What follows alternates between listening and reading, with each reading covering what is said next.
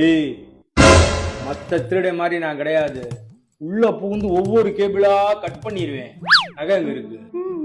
நான் ஊவா என்ன கண்ணுக்குள்ள விட்டு குழிப்பணியார மாதிரி திருப்பி போட்டுருவேன். நகை எங்க? பாஸ், நம்ம தான் பிளாஸ்டிக்கை போட்டு வாயை அடைச்சிருக்கோம்ல, அப்புறம் எப்படி பேசுவாங்க? இப்ப நகை இருக்கிற இடத்த எப்படி தெரிஞ்சுக்கிறது? பாஸ், இதான் நடமாடும் நகைக்கடை மணி கழுத்துலேயே ஒன்று இருக்குல்ல, அதை பிடிங்கிட்டு போயிட்டே இருப்போம். ஏய், அப்படி வந்துடும்ண்ணா. எப்படி? என்னடா மறுபடியும் ஏதோ ஊண்டுக்கு இருக்கு? ஒருவேளை இந்த வீட்டுல என்னமோ நகை ஏதாவது இருக்குமோ, அதை சொல்றதுக்கு எதுவும் பண்ணுதோ? இந்த மாதிரி நகை நிறைய இருக்குன்னு சொல்றதுதான் ட்ரை பண்றாங்க போல. உருவி விட்டுருவோமா? வாயா, நிறைய நம்ம கறந்துடலாம், உருவி விடுங்க. வா, என்னன்னு போய் பாப்போம்.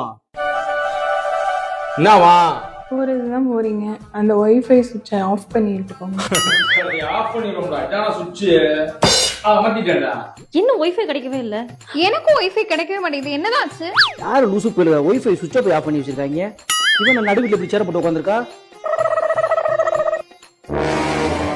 கட்டி போட்டு வராத கூட்டம் ஒரு ஒய்ஃபை நெட் அணைச்சோன்னு வந்துட்டானுங்களேடா. ஒட்டுமொத்த குடும்பமும் வந்துட்டானுங்க இன்னைக்கு. நம்ம சாத்து கொடி திருடா, நீ யாரவோ நான் இருடா, ஐயோ கொஞ்ச நேரம் போறடா. என்ன அடி ஆள வந்த கமலஹாசன் மாதிரி வந்தேன், அவ காலடியிலே இறந்தேன்.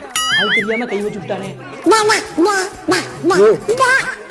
ஐயாயிரமான இந்த 15 வருஷத்துல என்னால கட்ட முடியாத அந்த கையை நீ எப்படியா கட்டின? அந்த ட்ரிக்க மட்டும் சொல்லியா?